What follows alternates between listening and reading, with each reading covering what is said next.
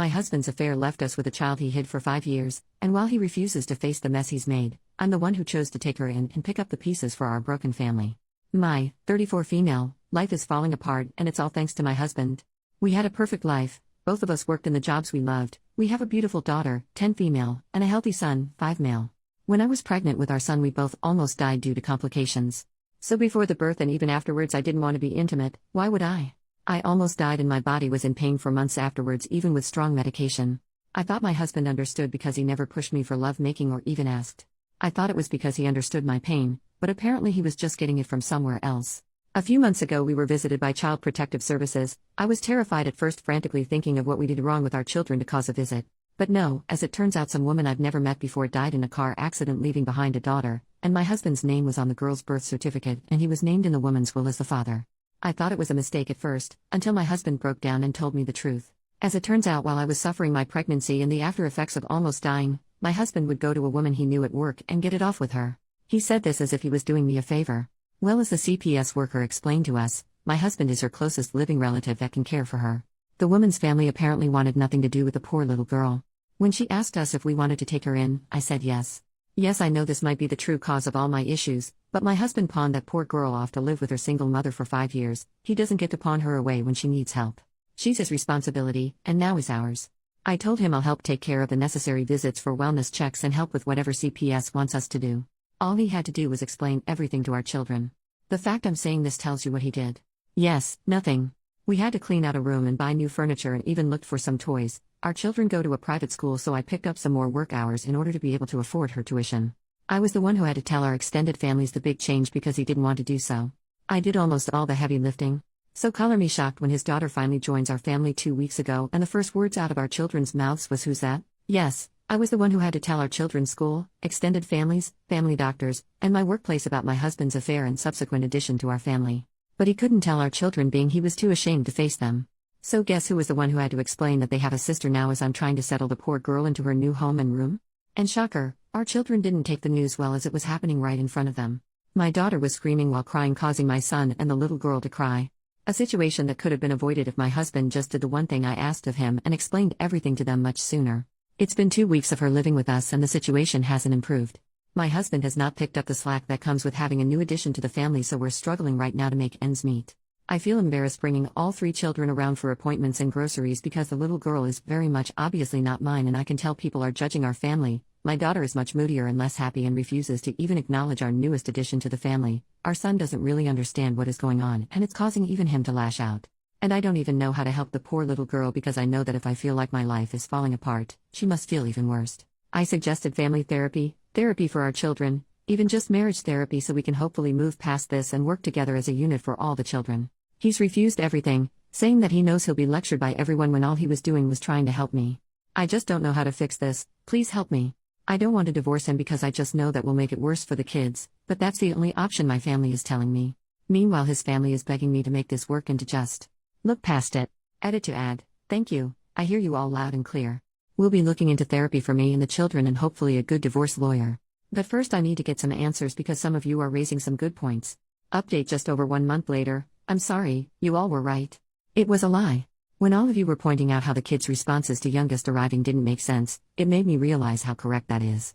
They came home to a room all made up and I made passing comments to them asking about how excited they were for youngest's arrival. They should have known about her. At this point I decided to just ask my eldest daughter directly because she was still so upset about it, and I think subconsciously knew I wasn't going to get the truth from my husband. So I went to her room while she was lying in bed and I asked her. I told her that I asked her father to explain to the 2 of them what was going to happen. They saw her new room. I talked about her to them, so I don't understand my eldest's reaction. So yes, it turns out husband didn't tell them and then me the truth. A surprise to no one I am figuring out. The story he told the kids was that youngest was a daughter of one of our friends, and we felt so bad we had to take her in. Nothing about her being their half-sister or him having a daughter with another woman.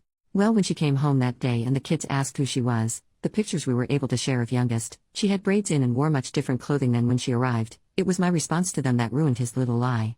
This is youngest's name, your half-sister, remember? Our son was too young to really get what it meant, but our daughter did. That's why she freaked out that day, not because of the new addition to the family but because what the new addition meant. I apologize for causing her to freak out that day, for not sitting both her and her brother down for a real discussion over how they feel and to make sure their father did what he was supposed to do, and apologize for only talking to her now after she had a much-deserved reaction to it all. My daughter accepted the apology, and I asked her if that was why she was distant from the youngest. She told me that's part of it, and because word got out at her school about what the newest addition to our family going to the school meant, so now she's getting teased and picked on for having a father who cheated. It broke my heart realizing just how badly I messed up. By continuing to beg the spineless man they called a father to help them and then allowing myself to get shut down, I was essentially allowing all the kids' needs to be ignored. I told my daughter I'll sign her and her brother and sister up for therapy. Of course, the pathetic man tried to plead with me not to when I mentioned signing the kids up, but I told him to give it up already. All 3 children's lives have changed, and it will help them adjust with a professional to speak to. He's been grumbling and whining about it, but I don't care anymore. And this might cause many to be upset with me, but I'm in the process with my husband to have him transfer custody of youngest to me. I've grown to care for her, and as some comments in my last post have pointed out, once I do divorce him and leave with our kids, I don't doubt he'll treat her awfully or neglect her. He's been right on board, and it took some convincing, but his parents finally agreed to be witnesses. I got all the paperwork set up and scheduled an appointment with an attorney to help with anything else. Once that happens, I'll try to get everything I need in order to have a smoother divorce and then subsequent move to be closer to my family.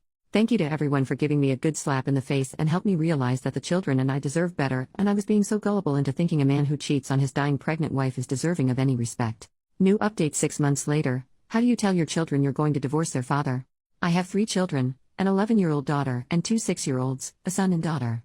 Just recently, after months of court hearings, home visits, background checks, and interviews with a judge and a social service worker, I've been granted custody of my 6-year-old daughter with her biological father, my husband, giving up parental rights to me.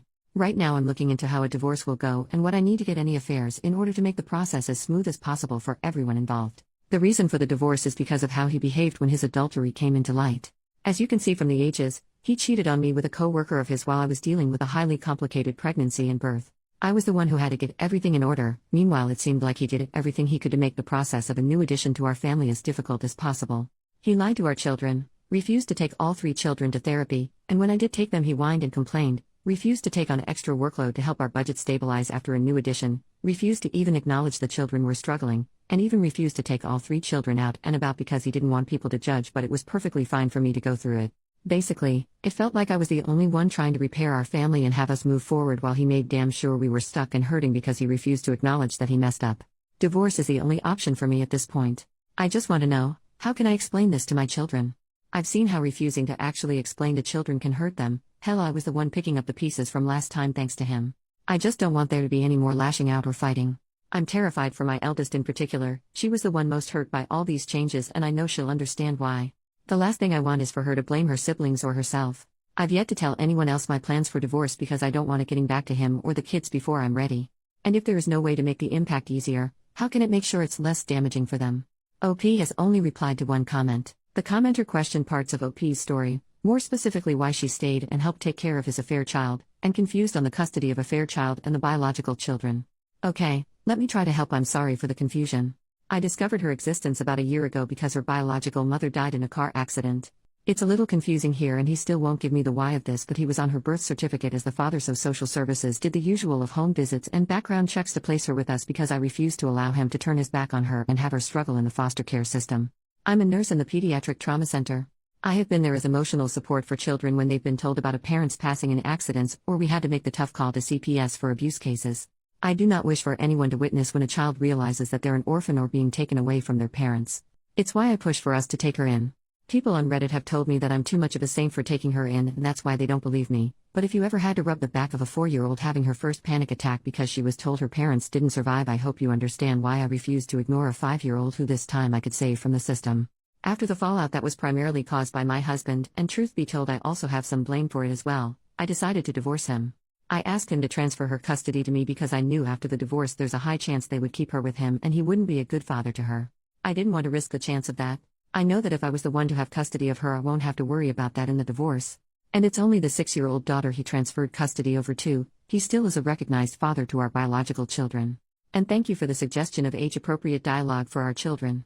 I do have some training on that because of my work, so I could try to rework it to make sense for divorce. And probably bump up therapy for the children.